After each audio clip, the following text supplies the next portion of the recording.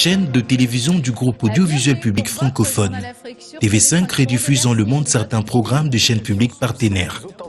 Mais quelle place accorde-t-elle aux programmes africains? Nous avons la chance d'accueillir un mythe, une légende, Papa Wemba.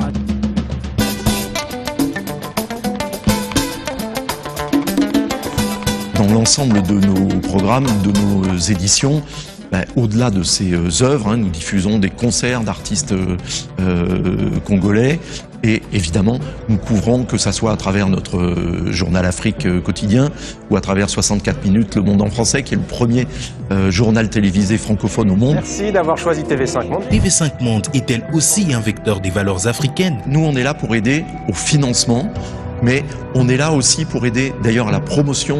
On demande beaucoup aux comédiens, aux réalisateurs des séries africaines, souvent de venir à Paris pour nous aider à faire la promotion aussi de leurs œuvres.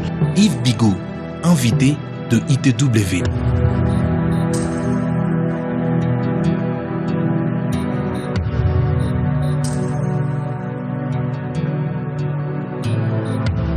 TV5 Monde, vous le savez, est l'opérateur officiel de la francophonie, dont la RDC fait partie. Vous êtes le plus grand pays francophone au monde, et donc très important pour nous.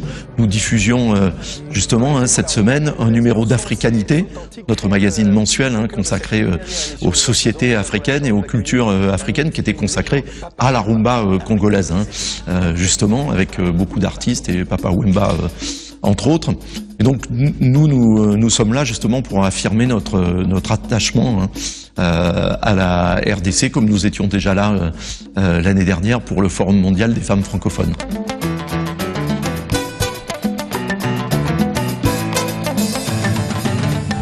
Voilà, on diffuse et on coproduit des séries congolaises à mesure qu'elles existent.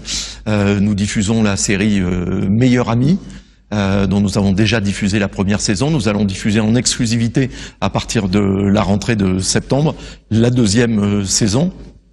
Et justement, je suis là pour dire aux producteurs congolais de RDC que TV5 Monde est là pour les aider, pour les accompagner, à la fois par notre diffusion qui est non seulement panafricaine, mais qui souvent est mondiale, sur l'ensemble de nos 9 chaînes sur la planète, et puis pour les aider aussi financièrement par l'intermédiaire de préachats ou par l'intermédiaire du CIRTEF, que nous finançons très puissamment, ou des commissions de l'OIF, donc l'Organisation de la francophonie, où nous siégeons pour aider justement à ce que les budgets de l'OIF soient attribués à des cinéastes, à des producteurs de séries télévisées ou des documentaristes, notamment de RDC et évidemment de l'ensemble de l'Afrique francophone. Nous diffusons aussi Les Immigrés, qui est une série, qui est une coproduction entre la RDC et le Cameroun. Dans l'ensemble de nos programmes, de nos éditions, au-delà de ces œuvres, nous diffusons des concerts d'artistes congolais et évidemment nous couvrons, que ça soit à travers notre journal Afrique quotidien ou à travers 64 minutes Le Monde en français, qui est le premier journal télévisé francophone au monde. Nous suivons l'actualité de RDC, que ça soit l'actualité politique et sociétale, comme aussi, et c'est très important pour nous, l'actualité culturelle. On est là pour aider au financement, mais on est là aussi pour aider d'ailleurs à la promotion. On demande beaucoup aux comédiens, aux réalisateurs des séries africaines, souvent de venir à Paris pour nous aider à faire la promotion aussi de leurs œuvres, autant qu'on le peut, et à travers d'autres organismes comme l'OIF ou le CIRTEF ou CFI. Nous contribuons aussi à la formation, effectivement, à la fois des auteurs, mais aussi des réalisateurs, mais aussi des producteurs, des comédiens. C'est évidemment très important, parce que le réservoir de talent, il existe ici en RDC, comme il existe dans toute l'Afrique. La seule chose dont vous avez besoin, c'est d'un petit accompagnement pour que ce talent puisse s'exprimer de manière professionnelle et qu'il puisse être partagé avec l'ensemble de la planète. On ouvre une large page musicale. Notre invitée aujourd'hui est une chanteuse d'exception, la seule et l'unique chanteuse du Somaliland, Sarah Algon. Merci d'être avec nous. Alors J'entends dire que de manière générale, la France et TV5 Monde auraient un tropisme qui les amènerait à s'intéresser plus à l'Afrique de l'Ouest qu'à l'Afrique centrale et à la RDC. Écoutez, c'est pas du tout une volonté ni du gouvernement français, ça n'est pas du tout une volonté à TV5 Monde. Et justement, nous venons fréquemment ici à Kinshasa pour voilà, vraiment exprimer le contraire et faire en sorte de rencontrer les artistes, les créateurs, les producteurs pour rééquilibrer, si c'est le cas, cette situation, mais qui n'est pas vraiment de notre volonté, je vous l'assure. C'est en RDC que TV5 Monde a la plus forte audience de l'ensemble de la planète. Donc vraiment, vous êtes tellement important pour nous que non seulement on aurait ça n'aurait aucun sens pour nous de ne pas suffisamment vous représenter. Et en plus, vous savez que TV5 Monde, nous ne sommes pas que français, nous sommes aussi canadiens, nous sommes suisses et nous sommes belges. Et croyez-moi, les Belges nous rappellent toujours que combien la RDC est importante dans l'univers TV5 Monde. On a créé TV5 Monde Afrique il y a quelques années, justement pour montrer l'importance qu'avait votre continent pour TV5 Monde et donc pour les 5 pays qui financent TV5 Monde, donc la France, la Suisse, la Belgique, le Canada et l'État du Québec. C'est très important pour nous d'avoir le journal Afrique quotidien pour parler de votre actualité. C'est très important pour nous aussi justement d'investir dans la production de séries télévisées, de documentaires, de cinéma africain et de cinéma de RDC comme de l'ensemble de l'Afrique francophone, justement pour montrer combien nous sommes conscients que l'avenir de la francophonie se situe ici chez vous. Nous bénéficions ici notamment en RDC d'un émetteur hertzien à Kinshasa, un autre à Lubumbashi, bientôt un troisième à Goma. Donc vraiment nous sommes très attachés à votre culture, à votre expression et on a envie que vous vous appropriez cette chaîne et que TV5 Monde Afrique, ça soit pas nous, ça soit nous avec vous et pour vous. Nous sommes Burundais qui sont en France, donc nous voudrions bien connaître en fait la position avec la France sur ce qui se passe au Burundi aujourd'hui. France 24, ce sont nos cousins. Eux sont français, nous sommes français, belges, suisses, canadiens, québécois et nous représentons toute la francophonie. Mais eux, qui sont français, émettent en français, en anglais et en arabe. Et ils sont une chaîne d'information en continu. Donc nos offres sont complémentaires, car à TV5 Monde, nous avons de l'information, notamment le Journal Afrique, notamment 64 minutes, Le Monde en français, mais nous sommes aussi une chaîne culturelle, parce que nous diffusons des œuvres, nous diffusons des films de cinéma, nous diffusons des séries télévisées, nous diffusons des documentaires, des concerts d'artistes, des débats aussi, des magazines. Donc, si vous voulez, l'offre en français venue du Nord, elle est complémentaire entre cette chaîne d'information qui est France 24 et cette chaîne culturelle de diffusion, de divertissement, mais aussi d'information, une chaîne généraliste qui est TV5 Monde. Nous, à TV5 Monde, nous sommes l'opérateur officiel de la francophonie. Tous les 2 ans, c'était le cas ici à Kin en 2012 et c'était encore le cas en novembre dernier au sommet des chefs d'État francophones à Dakar. Les chefs d'État des 80 pays et États qui sont membres de la francophonie s'engagent et ils se sont réengagés puissamment à Dakar à ce que TV5 Monde, qui est donc l'opérateur de la francophonie pour le monde, soit diffusé à travers un must carry, donc une garantie de diffusion dans chacun des pays membres. Ça vaut donc évidemment pour la présence sur la TNT qui est en cours de lancement ici chez vous à Kinshasa. Et donc TV5 Monde est une chaîne prioritaire pour la diffusion sur la TNT aux côtés des chaînes congolaises. D'ailleurs, le ministre que j'avais rencontré l'année dernière, lors de mon séjour précédent ici à Kin, avait eu l'extrême gentillesse et la très grande générosité de dire qu'il considérait TV5 Monde Afrique comme une chaîne congolaise. Je crois qu'on peut pas nous faire de plus beaux compliments. TV5 Monde est un service public. Nous représentons les services publics des 5 pays qui nous financent, donc les chaînes de France Télévisions, Arte, la RTBF que vous connaissez bien ici, la télévision publique belge, la RTS suisse, Télé-Québec, Radio-Canada. Nous sommes un service public, donc comme tous les services publics, évidemment notre modèle est gratuit pour l'ensemble des citoyens de tous les pays qui nous regardent. Les serveurs ont été attaqués de l'interne et ça a donc bloqué l'intégralité du système de diffusion de la chaîne. Ce qui est certain, c'est qu'il n'y a pas de risque zéro, il n'y a pas de système sans aucune faille, mais pour autant, TV5 Monde depuis 30 ans n'avait pas été attaquée comme elle a été là. Donc c'est vraiment une première pour nous. Alors nous avons été à TV5 Monde, bien sûr, comme tout le monde, nous avons été très affectés par la séquence d'attentats en France entre le 7 et le 11 janvier. Mais en plus, nous, à TV5 Monde, nous avons le 8 avril au soir été victimes aussi d'une très puissante cyberattaque qui aujourd'hui est attribuée à un groupe de hackers russes qui s'appelle APT28, suite à laquelle nos écrans sont passés en écran noir et nous n'avons donc pas pu émettre nos programmes pendant 8 heures. Et nous sommes encore aujourd'hui, donc près de 3 mois après cette cyberattaque, dans la difficulté. Alors heureusement, nos téléspectateurs ne s'en rendent pas compte, mais nos personnels travaillent dans la difficulté. Ils n'ont pas de Wi-Fi, par exemple, ils ne peuvent plus utiliser de Skype pour faire leurs journaux.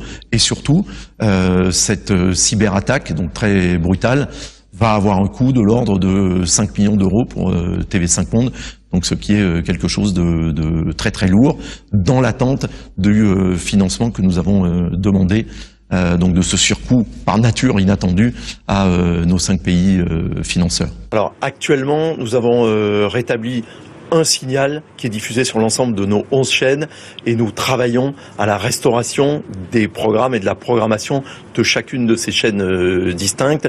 On espère que c'est un travail qui sera fini en fin de matinée, mais à l'heure actuelle, nous ne sommes pas en mesure, en revanche, de produire et de diffuser nos journaux télévisés propres, ainsi que nos propres productions.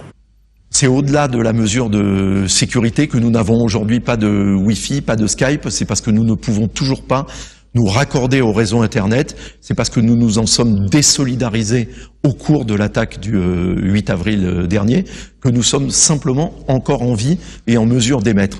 Si nous n'avions pas interrompu l'attaque en nous dissociant du réseau Internet, je serais ici en vacances ou en touriste à Kinshasa et pas professionnellement pour parler avec vous et avec vos autorités de notre présence sur la TNT congolaise. Nous, à TV5 Monde, bien sûr, nous portons les valeurs de démocratie notamment, de tolérance, de bonne gouvernance, de droits des femmes, de droits des enfants, à l'éducation, pour l'environnement, pour le développement durable, qui sont les valeurs non seulement des 5 États qui nous financent, encore une fois, la France, la Belgique, la Suisse, le Québec, le Canada, mais aussi de l'ensemble de la francophonie. Ensuite, nous considérons que nous faisons du journalisme à la manière dont nous en avons l'habitude, c'est-à-dire que nous faisons les enquêtes et que nous donnons la parole à tout le monde, mais que nous enquêtons. Le but pour nous est de dire la vérité. Ensuite, à côté de ça, de temps en temps, comme ça ne vous a pas échappé, il y a des petites fâcheries ou des petites bouderies avec les uns ou les autres. Nous, ce que nous considérons, c'est d'une part donc la recherche de la vérité journalistique, et d'un autre côté, en revanche, nous cherchons à encourager toutes les initiatives positives dans tous les pays d'Afrique et ailleurs sur la planète, quel que soit le contexte.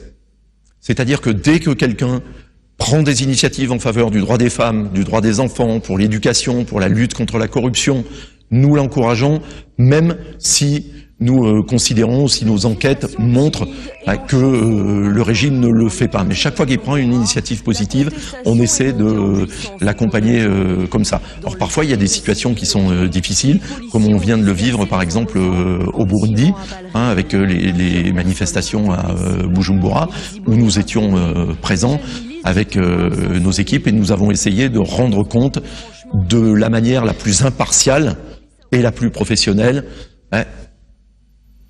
de la situation telle qu'elle se passait. Après, ça n'est pas forcément facile, et nous avons dû notamment protéger le fixeur qui accompagnait notre journaliste à Bujumbura, parce que il a été par la suite été l'objet de poursuites.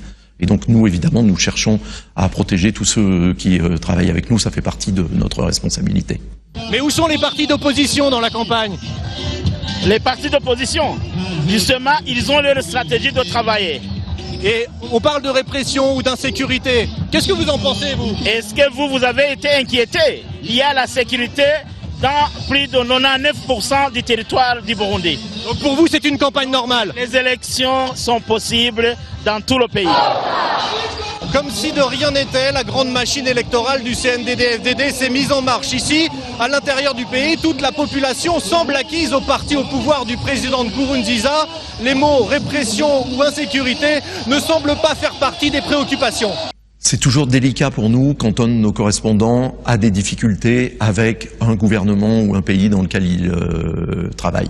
Évidemment, il est de notre responsabilité de les accompagner, d'essayer de les protéger, et puis de faire valoir, évidemment, auprès des gouvernements concernés, qu'ils font leur travail en fonction des critères qui sont les nôtres. Mais nous essayons aussi, et par ailleurs, à TV5 Monde, en tous les cas, au maximum de prendre et de faire travailler des correspondants locaux, de manière à ne pas uniquement envoyer des gens qui viennent de France, de Belgique ou d'ailleurs, et de travailler avec des gens qui donc ont une connaissance plus fine de la société et de la culture et de la politique dans le pays où ils travaillent, ce qui leur permet souvent d'avoir des analyses qui soient plus sensibles et qui surtout qui nous donnent à nous le sentiment du ressenti de la population qui nous regarde. Mais vous avez raison, c'est effectivement une question très délicate que celle de l'accompagnement et de la protection de nos correspondants lorsque ils ont éventuellement des ennuis. Alors, nous avons une certaine chance à TV5 Monde, c'est que nous n'avons pas eu récemment de soucis avec l'un ou l'autre de nos correspondants, plus que éventuellement ponctuels, etc. Mais on n'a pas eu de situation de crise à gérer, en tous les cas, depuis les 2 ans et demi que je suis à la tête de TV5 Monde. Cela fait plus de 2 ans désormais que l'ancien ministre camerounais de l'administration, Je ne suis pas certain qu'on ait de présentateurs congolais sur notre antenne, mais ça serait tout à fait volontiers. Il se trouve que à TV5 Monde, nous avons, pour des raisons sans doute de filière, nous avons beaucoup de présentateurs d'origine camerounaise, mais nous avons aussi des Sénégalais, etc. Et je serais absolument ravi qu'on ait à l'avenir des Congolais sur notre antenne. C'est une de mes préoccupations, de manière générale, de faire en sorte que, à l'antenne de TV5 Monde, on voit de plus en plus, chaque jour, chaque année, des représentants de ce que nous sommes, c'est-à-dire de l'ensemble de la diversité de la francophonie. C'est quelque chose de très important. Ça commence déjà par avoir des Belges, avoir des Suisses, avoir des Canadiens aussi, mais bien entendu d'avoir des Africains, au-delà de Denise Epoté, de Alassane Diop, de Lise Lauretiat, de Christian Eboulé, de Amobé Mévégué et des autres de nos collaborateurs d'origine africaine. Sarah Algan, vous chantez en somalien, vous donnez des explications en français avant les titres. Pourquoi ne pas avoir choisi en anglais ou de chanter en français pour que votre voix porte un peu plus justement pour chanter le Somaliland? Vous avez le peuple somalilandais, c'est le peuple qui se met transmission en chanson, en poésie. Et je préfère garder cette culture qui est super bien et puis expliquer en français ou si j'arrive en anglais. Alors pourquoi le monde? Parce que nous sommes aujourd'hui diffusés sur l'ensemble des 197 pays qui sont membres de l'ONU. Nous sommes y compris dans des pays comme la Corée du Nord, qui sont pourtant très fermés au monde. Et alors pourquoi TV5? Ça, Tout le monde a une explication différente. Alors on dit c'est parce qu'on est sur les 5 continents, mais c'est pas vrai parce que quand TV5 est née, elle n'était pas sur les 5 continents, elle était sur 2. Elle était sur l'Afrique du Nord et l'Europe uniquement. Au début, il y avait 5 chaînes qui contribuaient à TV5 Monde. Je pense que c'est là dont vient le nom. C'était TF1 à l'époque, Antenne 2, FR3. Il devait y avoir la RTBF belge et la RTS suisse. Ça devait être ça les 5 chaînes d'origine. Aujourd'hui, on peut dire aussi que ce sont les 5 pays qui nous financent aussi. Donc TV5 pour 5 pays bailleurs de fonds. Vous voyez, il y a toujours une bonne explication, donc ça montre que nous sommes universels. J'avais dirigé les programmes de France 2, notamment. J'avais dirigé la RTBF tout en étant français à Bruxelles. J'avais beaucoup travaillé en Suisse, notamment au Festival de Montreux pendant des années, pour la radio, pour la télévision, pour la presse écrite aussi. Et j'étais allé pour France 2 très souvent tourner des émissions à Montréal.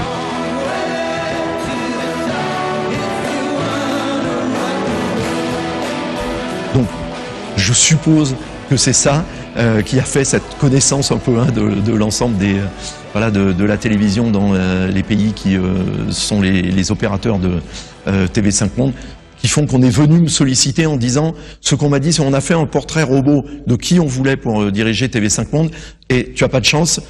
C'est tombé sur toi, c'est toi qui correspond au portrait robot. Donc voilà, je suis très heureux de l'être depuis 2 ans et demi. C'était 64 minutes Le Monde en français, votre grand rendez-vous d'information. Merci à vous de l'avoir suivi. À demain sur TV5 Monde avec grand plaisir. En conclusion, je voudrais surtout remercier tous les Congolais de RDC qui regardent et qui sont fidèles à TV5 Monde, ici à Kinshasa, à Lubumbashi, à Goma et ailleurs. Votre fidélité est importante pour nous, évidemment, et croyez bien que tous les jours, nous nous donnons le plus de mal possible pour vous donner les meilleurs programmes possibles, et aussi nous travaillons avec vos producteurs, avec vos artistes, avec vos autorités, vos représentants, pour que la RDC, les Congolais, vous soyez le plus représentés possible sur notre antenne, et on essaiera de s'améliorer tous les jours.